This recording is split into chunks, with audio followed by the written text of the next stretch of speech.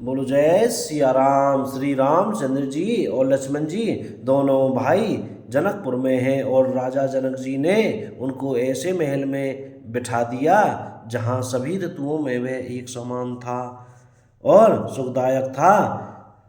सुंदर सदनु सुखद सब काला, तहाँ बासुलई दीन भुआला। करी पूजा सब विधि सेवकाई, गयो राउ गृह विदा कराई। और सब प्रकार से पूजा और सेवा करके राजा विदा मांगकर अपने घर चले गए और श्री रामचंद्र जी को अपने उस महल में ठहरा दिया। ऋषय संग रघुवंश मणि करी भोजन विश्रामू। रघुकुल के शिरोमणि श्री रामचंद्र जी ऋषियों के साथ भोजन और विश्राम करके भाई लक्ष्मण के साथ बैठे। उस समय पहर भर दिन रह गया था। बैठे प्रभु भ्राता सहित दिवस रहा भरी जामू। श्री राम जय जय राम। लखन हृदय लालसा विशेषी। लक्ष्मण जी के हृदय में बड़ी लालसा है कि जाकर जनकपुर देखा मैं, जाई जनकपुर आई देखी। प्रभु भय बहोरी मुनि सकुचाही, प्रगट न कहीं मन ही मुझसे काही। और श्री रामचंद्र जी का डर है, फिर मुनि से भी सकुचाते हैं, इसलिए प्रगट में कुछ नहीं कहते, मन ही मन मुस्कुरा रहे हैं। राम अनुज मन की गति जानी। श्री रामचंद्र जी ने अपने छोटे भाई की मन की गति जान ली। भगत बछलता ही हुलसानी। और कह रहे हैं तब उनके हृदय में भक्त वत्सलता उमड़ आई। परम विनीत सकुची मुसिकाई, बोले गुर अनुशासन पाई। क्या कह रहे हैं, वे गुरु की आज्ञा पाकर बहुत ही विनय के साथ सकुचाते हुए मुस्कुरा कर बोले, नाथ लखनपुर देखन चाही। हे नाथ, लक्ष्मण नगर देखना चाहते हैं। प्रभु सकोच डर प्रगट न कहें। किंतु प्रभु आपके डर और संकोच के कारण स्पष्ट नहीं कहते। यदि आपकी आज्ञा पाऊं तो मैं इनको नगर दिखलाकर तुरंत ही वापस ले आऊं। जाऊं रावर आयसु में पावऊं, नगर दिखाई तुरंत ले आवऊं। और सुनी मुनि सुकह वचन से प्रीति। यह सुनकर मुनीश्वर विश्वामित्र जी ने प्रेम सहित वचन कहे, कस न राम तुम राख नीति। हे राम, तुम नीति की रक्षा कैसे न करोगे। हे तात, तुम धर्म की मर्यादा का पालन करने वाले, धर्म सेतु पालक तुम ताता, प्रेम विवश सेवक सुख दाता। और प्रेम के वशीभूत होकर सेवकों को सुख देने वाले हो। चाहे देखी आवहु नगरू, सुख निधान दो भाई।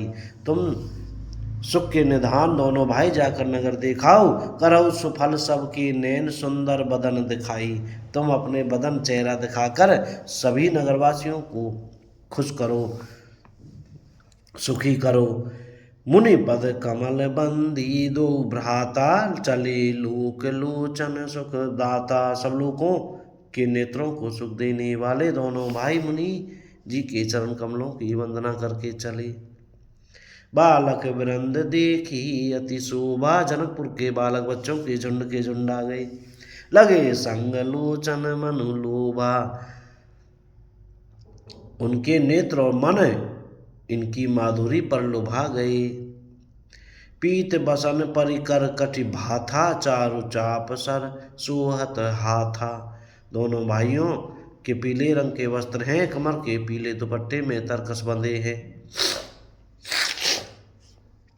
हरे राम। हाथों में सुंदर धनुष्मान सुशोभित है। श्याम और गौरवर्ण के शरीरों के अनुकूल जिस रंग का चंदन अधिक फबे, उस पर उसी रंग के सुंदर चंदन की खोर लगी है। सांवरे और गोरे रंग की मनोहर जोड़ी है श्री रामचंद्र जी और लक्ष्मण जी की।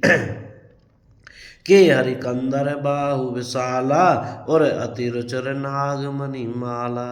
सिंह के समान पुष्ट गर्दन, गले का पिछला भाग है, विशाल भुजाएं हैं। सुभग सोन सर सीरु है लोचन, बदक मयंक ताप त्रिय मोचन। और चौड़ी छाती पर अत्यंत सुंदर गजमुक्ता की माला है। सुंदर लाल कमल के समान नेत्र हैं। तीनों तापों से छुड़ाने वाला चंद्रमा के समान मुख है।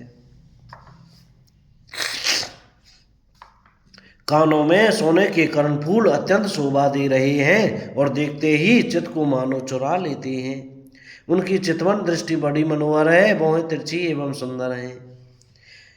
माथे पर तिलक की रेखाएं ऐसी सुंदर हैं मानो मूर्ति मति शोभा पर मुहर लगा दी गई है।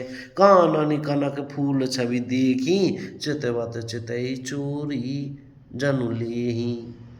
चितवनी चारु भ्रकुटी बर बांकी, तिलक रेख शोभा जनु चांकी। और कह रहे हैं सिर पर सुंदर चौकनी टोपियां दिए हैं, काले और घुंघराले बाल हैं। रुचर चौतनी सुभग सिर, मीचक कुंचित केस, नक सिर सुंदर बंधु दो, शोभा सकल सुदेश। श्री राम जय राम, जय जय राम। और कह रहे हैं दोनों भाई नक से शिखा तक, एड़ी से चोटी तक सुंदर हैं। सारी शोभा जहाँ जैसी चाहिए वैसी ही है। बोल सियावर रामचंद्र की जय। इतना सुंदर रूप है भगवान श्री रामचंद्र जी का। बोलो जय श्री सीताराम। आज की कथा यहीं विराम करते हैं। यह कथा श्री रामचरितमानस बालकांड से चल रहा है और रोजाना थोड़ा थोड़ा करके ऐसे ही आप लोगों को भेज दिया करेंगे। बोलो जय श्री सीताराम। भगवान हम सब पर कृपा करें।